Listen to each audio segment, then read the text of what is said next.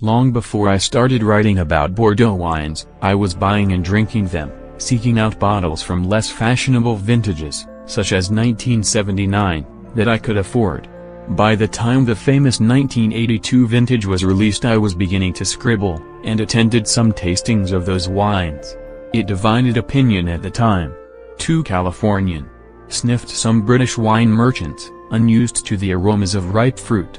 But wine writers, an emerging breed back then, were more positive, and they were right. The 1982s were delicious and beguiling, a reminder that Bordeaux in a top year didn't have to be mean and lean.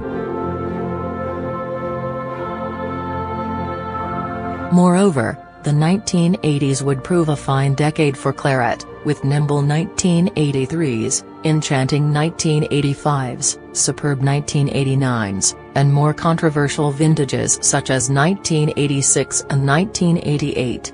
In those years the wine trade and wine fanciers were still impressed by overt tannins, although the lumbering 1975s, with some exceptions, should have sounded a warning. Scroll down to see Brooks' comparative tasting notes and scores for a range of Bordeaux wines. I was impressed by the 1986s, such density and structure. And I was not alone. I lashed out on a top STS Teffy from that year, and sold the case 15 years later, fearing it would never mellow enough to be enjoyable. Many 1988s were austere, even tough, and it took the precocious vintage of 1989, followed by the great 1990s, to remind us that fine claret was not a monument but a source of the utmost vinous pleasure. That pair of vintages set the pattern for the decades to follow. There were unlovely exceptions such as 1992 and 1993, but the successful vintages, however different from each other, showed a riper, more succulent interpretation of red Bordeaux.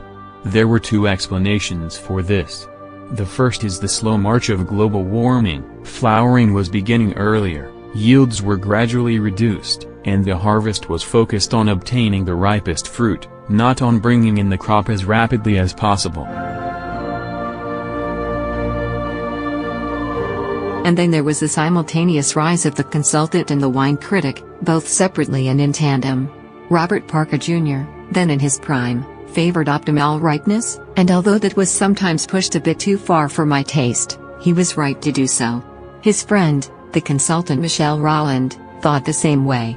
Operating mostly in the Merlot-dominated right bank, he was prepared to tolerate some raisoning at harvest if it ensured opulence and sensuality in the finished wines. Their informal alliance did establish a dominant style, although some question whether these super-ripe wines would age well. However, the public loved them, and only some connoisseurs and investors were greatly concerned about whether the wines would last 3 decades or more. See Brooks' comparative tasting notes and scores for a selection of Bordeaux wines.